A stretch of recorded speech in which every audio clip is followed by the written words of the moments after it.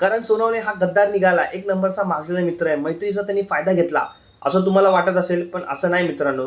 आणि बिग बॉसमध्ये एक टास्क होता, त्यामध्ये आपापली पॉवर की यूज करायची होती. रुचिताकडची पॉवर की होती, पण ती पॉवर की त्यांनी करणला दिली होती.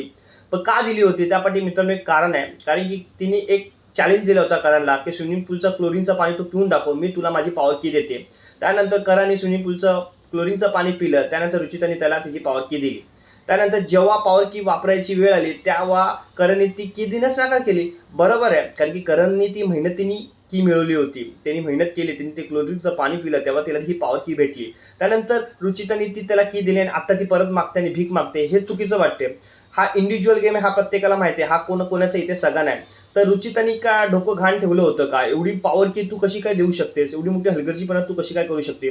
करणने तर स्मार्टली प्ले केलं. त्याला पॉवर की हवी होती म्हणून त्यांनी क्लोरीनचं पाणी केलं.